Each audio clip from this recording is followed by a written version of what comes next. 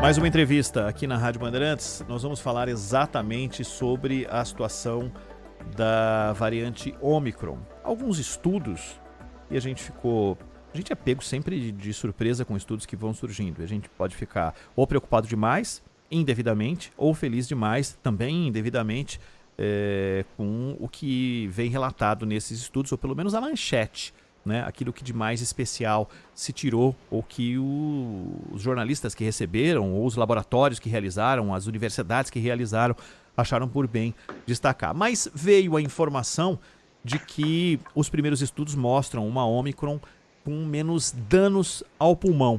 Nós vamos conversar com a Raquel Stutt, que é infectologista da Unicamp e da Sociedade Brasileira de Infectologia, que muito gentilmente nos atende neste primeiro dia útil do ano. Oi, Raquel, como vai? Boa tarde. Olá, boa tarde. Feliz ano novo para você, para todos que estão aqui conosco. É um prazer estar Prazer é aqui nosso. Conversando. Doutora Raquel, como é feita a sua avaliação a partir desses estudos e principalmente no que diz respeito aos danos causados ao pulmão pela variante Ômicron? Se isso realmente, se confirmar, são estudos muito bem feitos e que mostraram que a Ômicron ela fica mais na via aérea o vírus, se concentra mais e se multiplica mais nas vias aéreas superiores e aí ele não tem muita capacidade de afetar o pulmão. E nós sabemos que a maior parte das manifestações graves pela Covid, claro que são várias as manifestações, mas o que sempre nos preocupou muito foi o acometimento pulmonar, que leva as pessoas até para ventilação, para o respirador e tudo. Realmente, esses estudos indicam que a Ômicron ela não consegue se desenvolver ou se multiplicar e inflamar muito o pulmão. E isso pode ser também o mecanismo responsável para explicar, porque nós temos observado no mundo todo uma menor gravidade da doença, principalmente até entre os vacinados. Então, por poupar, vamos dizer assim, na maior parte das pessoas, o pulmão ou afetar o pulmão com uma intensidade muito menor do que as outras variantes. Isso, de alguma forma, doutora Raquel, surpreende na primeira semana, quando se falou de Ômicron, era uma expectativa de que ela era muito mais infecciosa. Aquilo que vem acontecendo ao longo das últimas semanas, para você especificamente, causa algum tipo de surpresa? Olha, o coronavírus ele é sempre uma surpresa, Então, sinceramente, eu estou preparada para o anúncio que for ou para a constatação que a gente tiver.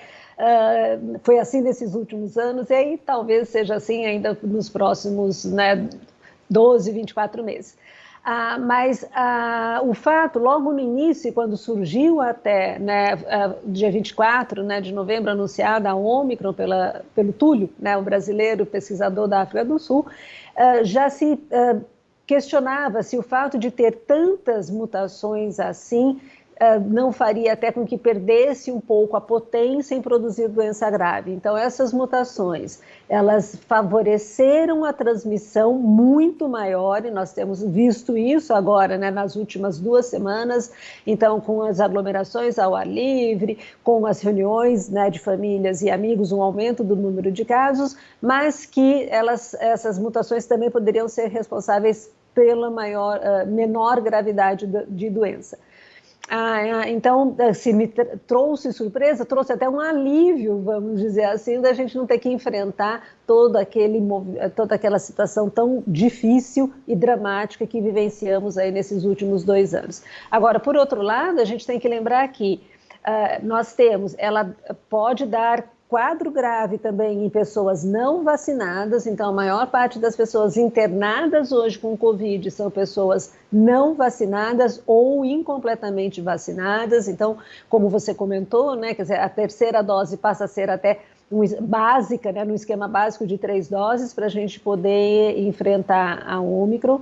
Então, e nós temos uma vacinação ainda muito desigual no nosso país, Então, e temos as crianças que ainda não estão sendo vacinadas, temos os idosos e os imunossuprimidos que mesmo com 3 doses ainda não têm uma proteção ideal.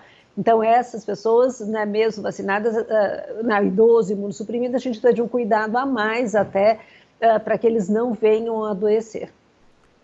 Doutora, o que eu tenho ouvi nos últimos dias, eu vi um dado que chamou a atenção, de que já é possível perceber que o pico dessa variante se dá com 4 semanas e que ali se começaria a montar uma curva de descida de resistência desse vírus, enfim, diferente do que aconteceu com outras variantes.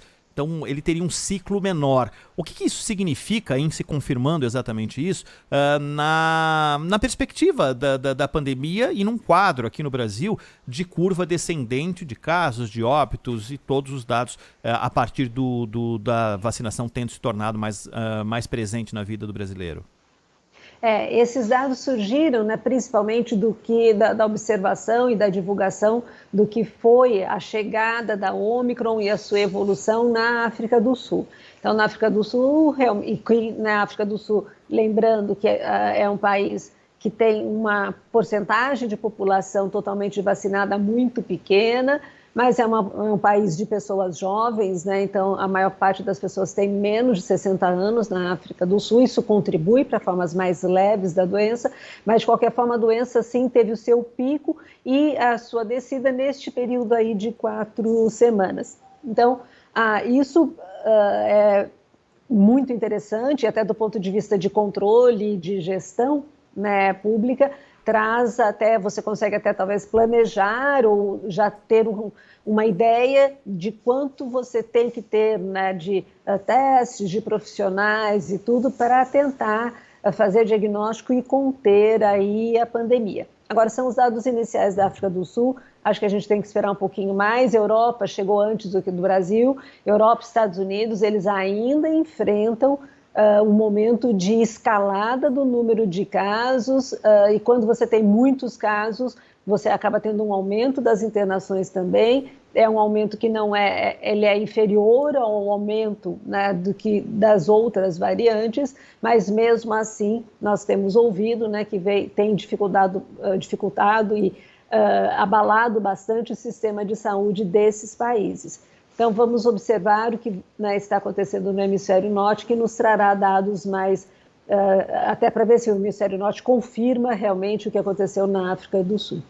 Doutora Raquel, o problema que está havendo para registro de dados no Ministério da Saúde e que mostra uma queda importante no número de óbitos, mas que não nos dá absoluta segurança se aqueles números são verdadeiros, depois do ataque que houve no site do Ministério, no banco de dados do Ministério da Saúde.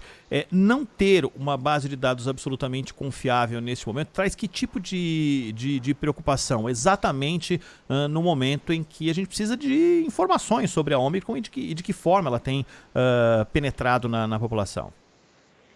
Pois é, assim, a gente não ter dados, né, você estar às cegas num tiroteio, porque nós não temos nenhuma ideia do que de fato está acontecendo. Então a gente tem ideia, né, porque a associação, né, ali dos farmacêuticos nos avisam da positividade dos exames, os laboratórios privados avisam de porcentagem de exame, o laboratório público, como o Butantan, com mais dificuldade, né, mas também divulgando um aumento do número de casos, mas a gente fica sem ter ideia, né, do que realmente está acontecendo no nosso país em termos de casos, o quanto é Ômicron, o quanto é H3N2, o quanto realmente está internado de cada uma dessas doenças ou das duas doenças simultaneamente na mesma pessoa, e qual o número de pacientes em terapia intensiva, enfim.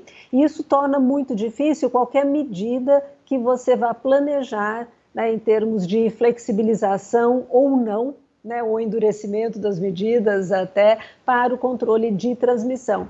Então, a gente fica tateando, né, com as regras básicas que nós sabemos, né, de bloqueio de transmissão, a importância da vacinação, a importância do uso de máscara, a higienização das mãos, de evitar aglomeração, mas sem ter uma ideia clara do que realmente está acontecendo no nosso país. É um momento muito difícil, né, e que traz grande dificuldade, sem dúvida nenhuma, para todos os gestores.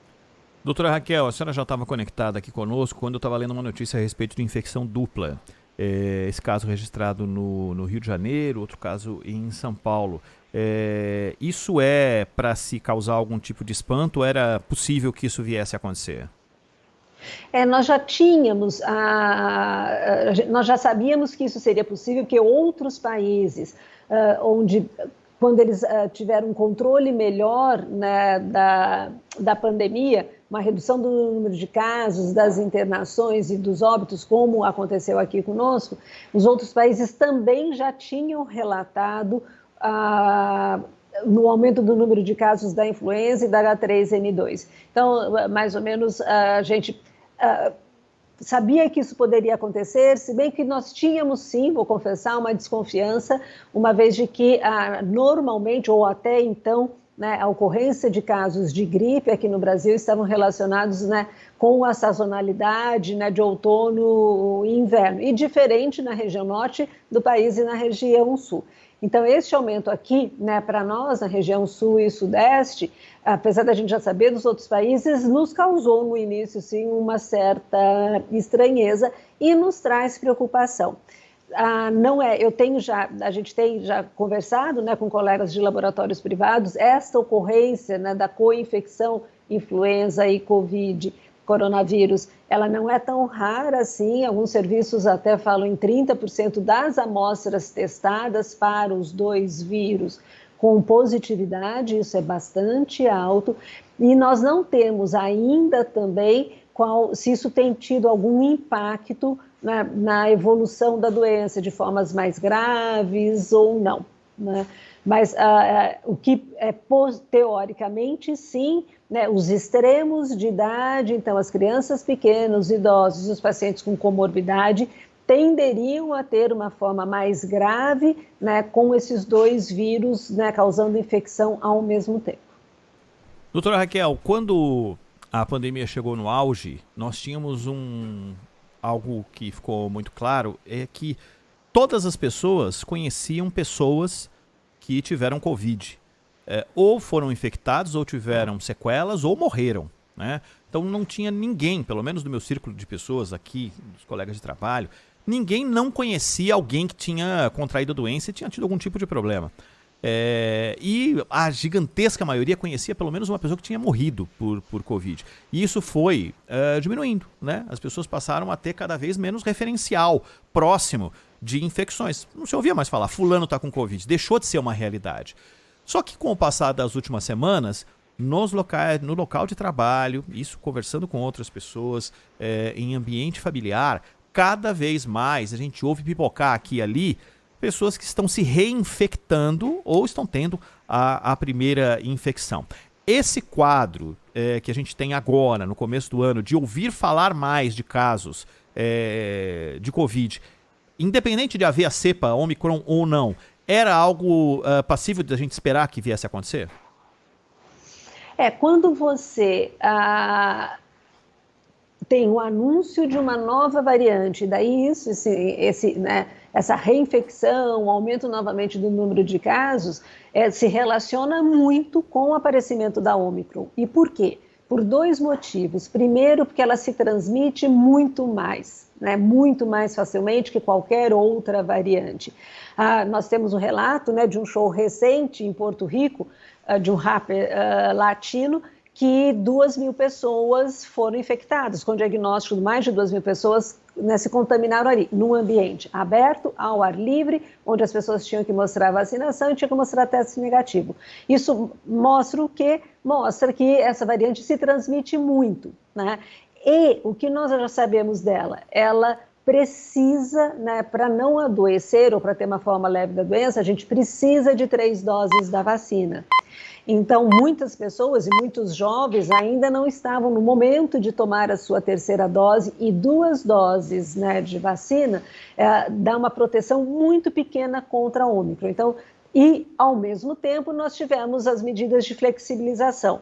Então, com a redução do número de casos, das internações, né, e da mortalidade, então, tudo começou a ser já mais liberado em todos os locais aqui do nosso país, e as pessoas também ficaram mais desleixadas, vamos dizer assim, ou menos preocupadas com o uso da máscara, com evitar aglomeração e estar higienizando as mãos. Então, este acabou sendo, né, a flexibilização, uma variante que se transmite mais e a falta da terceira dose ainda para muitas pessoas explica esta ocorrência agora novamente, né, do número de casos aumentando da Covid-19.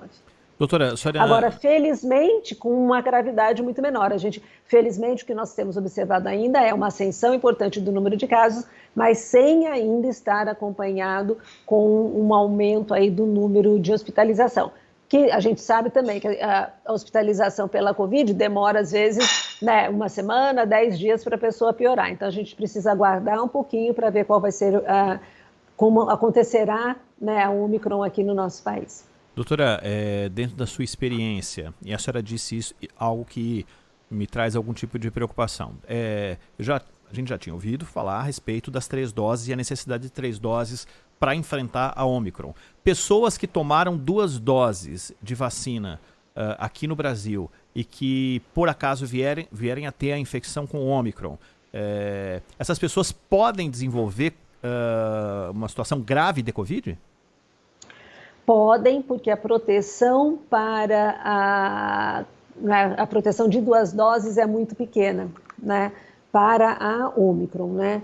Então, as pessoas que ainda não tiveram, né, tempo, os 4 meses para tomar a terceira dose, ou não tomaram por qualquer outro motivo, elas devem ter ainda mais cuidado no sentido de máscara, né, sempre máscara com maior poder de filtração, evitar aglomeração mesmo que seja ao ar livre, porque elas podem sim vir a ter quadros mais graves da doença. Raquel Stutt, que é a infectologista da Unicamp e muito gentilmente nos atendeu aqui na Rádio Bandeirantes falando sobre a variante Omicron e esses estudos que surgem a cada dia e todos aqueles que trazem algum tipo de perspectiva positiva. A gente precisa conversar com especialistas para saber se a gente tem motivos para ter ainda mais esperança. Doutora Raquel, muitíssimo obrigado pela atenção com a Rádio Bandeirantes. Até uma próxima. Até uma próxima, foi um prazer, um bom ano para todos. Valeu. Agora 4h32.